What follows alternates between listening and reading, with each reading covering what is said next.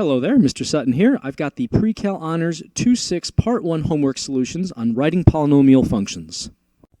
To find the possible equation for this polynomial, let's start with the overall sign of the polynomial. As I move to the right, we're going up, so that's a positive polynomial. So I'm going to write y equals, and then just kind of an invisible plus sign there that I'll remember is there.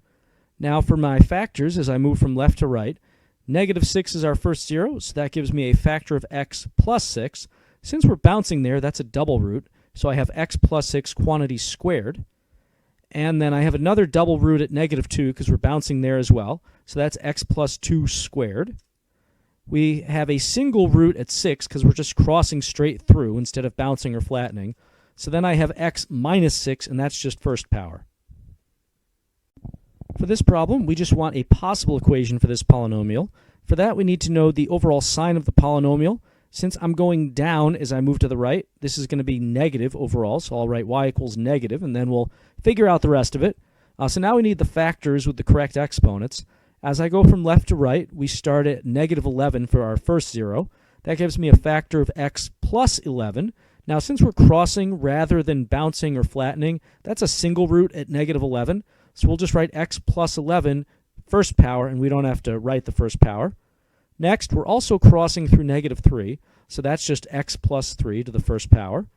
And here we are bouncing at +1.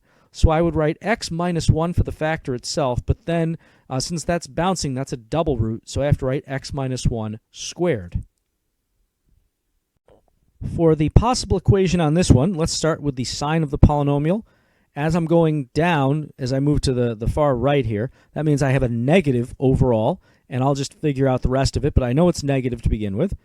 Now, our first zero that we're going through is -6, so that's going to give me a factor of x plus 6, and since I'm crossing through, rather than flattening like we are over here or bouncing, that's a single root, so that's just x plus 6 to the first power.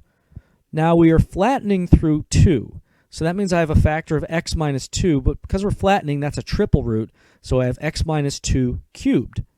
And then we're just crossing straight through 12, so that's just x minus 12 first power. For this problem, I want the possible equation for this polynomial. Let's start with the overall sign. Since we're going up as we move to the right, that means we have a positive polynomial. So I write y equals and then just kind of a invisible plus sign there. Now for our factors with x's, our first zero as we move from left to right is this -8. Since I'm crossing through there, that's a single root, so I have to write x plus 8 and then just first power. For the -5 now that we're hitting there, we're bouncing there, so that's a double root, so I would write x plus 5 and now second power on that parentheses. And we are flattening as we go through 4, so this is going to be x minus 4, and it's a triple root if we're flattening, so x minus 4 to the third power. For this problem, we're trying to give a possible equation for this polynomial. So we'll start by figuring out the overall sign of the function. Since this polynomial is going up as we move to the right, it's ending up. That means this is going to be a positive function. So I've got y equals some positive function. And now going from left to right, our factors. Since -4 is one of the roots, we have a factor of x plus 4. And since we're bouncing at -4, that's going to be x plus 4 to the second power.